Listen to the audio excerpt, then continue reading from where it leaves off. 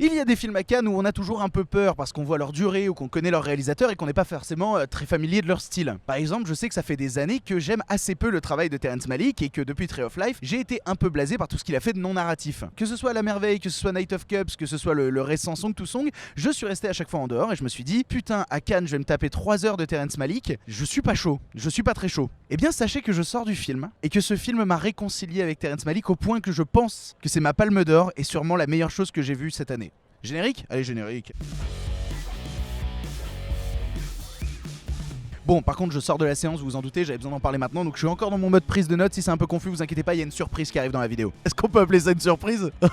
C'est une surprise. Une vie cachée, pour faire très simple en termes de scénario, nous raconte l'histoire d'un couple autrichien à l'époque où c'est la Seconde Guerre mondiale, et on demande aux Autrichiens de venir prendre parti dans la Seconde Guerre mondiale du côté de ce bon tonton Adolphe. Et au final, si j'élabore pas tant sur le scénario, c'est que la guerre n'est qu'un prétexte à surtout voir une famille devoir affronter les affres de la guerre. Les conséquences que ça a dans le village qui les entoure selon les décisions qu'ils vont prendre, les conséquences que c'est d'avoir quelqu'un qui part au front et qui abandonne sa famille. C'est un drame familial qui a comme trame de fond la Seconde Guerre mondiale, mais qui veut avant tout parler de la difficulté de faire tenir un couple dans des temps aussi durs, et surtout de réussir à tenir ses convictions, de garder ses convictions jusqu'au bout. Un peu de la même manière que Malick a tenu ses convictions d'expérimentation cinéphile pendant des années et qu'il en est arrivé à cet apogée qu'est Une vie cachée, parce que soyons honnêtes, Une vie cachée est, je pense, mon film préféré de Malick de tous les temps. Je défendais énormément Tree of Life avant, mais Une vie cachée et démentiel. On retrouve le style de réalisation de Malick, alors que c'est pas le même chef opérateur que celui avec qui il bossait habituellement. On a toujours cette caméra stead, on a toujours un travail à la fois sur les paysages qui sont toujours filmés de manière grandiose et surtout sur des gros plans au grand angle où on ressent à 2000% les émotions des personnages qui sont tous confrontés à des émotions qui les dépassent. Parce que par exemple le couple principal qui est divinement bien interprété, ça se limite pas à une relation de couple, ils ont des sentiments qui sont bien plus complexes que ça. Il y a une vraie complexité dans les sentiments parce que le film s'amuse à brasser une tonne et une tonne de thématiques. Que ce soit la religion, que ce soit l'amour que dégage Terrence Malick pour tout ce côté rural, parce que même si c'est la guerre, on reste énormément du côté de la campagne, parce que le conflit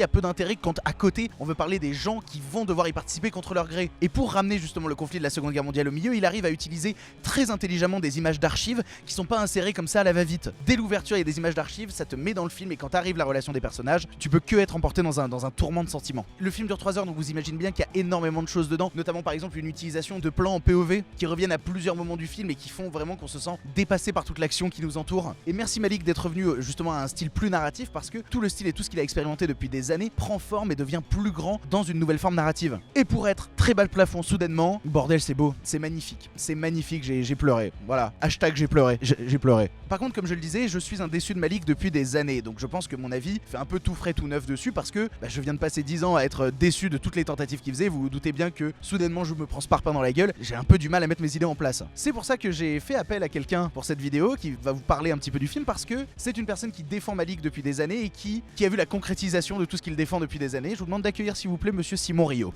Salut les cons.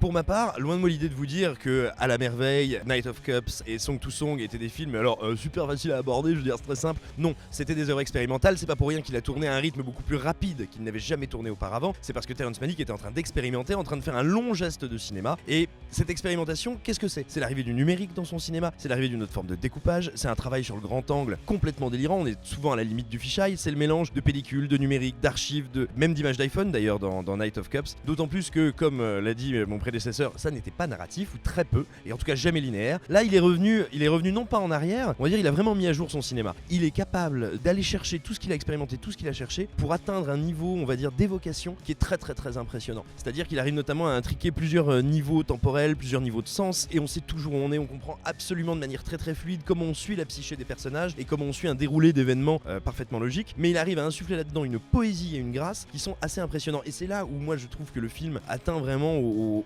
cœur du projet de Malick. Malick qui s'intéresse quand même essentiellement à là où réside l'humanité et là où réside la grâce. Une vie cachée, il faut se rappeler que pendant très longtemps, son titre de travail ça a été Radegunt, c'est le nom du petit village, du petit hameau autrichien où se déroule une grande partie de l'action. Et tout le projet de Malick, c'est de nous dire ça, c'est de nous dire l'homme au contact de la nature, au contact de quelque chose d'essentiel, il est entre, on va dire, un espèce de christianisme des origines et quelque chose de très panthéiste. L'homme, dans cet écrin de nature, l'homme est naturellement bon, et l'homme se déploie et déploie son humanité. Et tout l'enjeu du film, c'est trouver où réside la grâce, où réside l'humain dans un temps non seulement de guerre, mais tout simplement dans un moment qui met en joue ses idéaux. Il faut se rappeler de la phrase de Sartre, on n'a jamais été aussi libre qu'en 1940. C'est une façon de dire, bah oui, effectivement, quand on doit faire face à des choix impossibles, quand on doit faire face à des dilemmes moraux qui remettent en question la nature profonde de notre être, qu'est-ce qu'on fait? Est-ce qu'on s'adapte? Est-ce qu'on ploie ou pas? Et il arrive à traiter de ça, je trouve, avec un mélange de simplicité, de précision et d'humanité, encore une fois, qui est absolument incroyable. Et il arrive à atteindre non pas un délire ultra sophistiqué, ultra complexe, mais au contraire un dénuement et une pureté dans ses intentions et dans les émotions qu'il convoque, qui pour moi font de ce film une réussite mais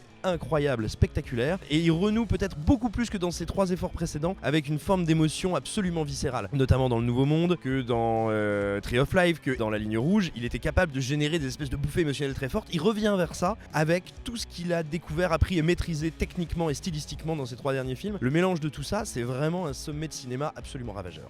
Bref, on ne saurait que trop vous conseiller du coup d'aller voir ce film quand il sortira en salle. Je pense qu'il va faire du bruit sur la croisette. Là actuellement on vous en parle alors que l'embargo se termine dans 2 heures. C'est pas grave, la vidéo sortira 2 jours après la diffusion du film. Mais on a vu d'autres choses aujourd'hui et ça c'est pour d'autres vidéos. On y va? On va voir d'autres vidéos? Allez, on va voir d'autres vidéos, on fait ça. Merci Malik. Merci.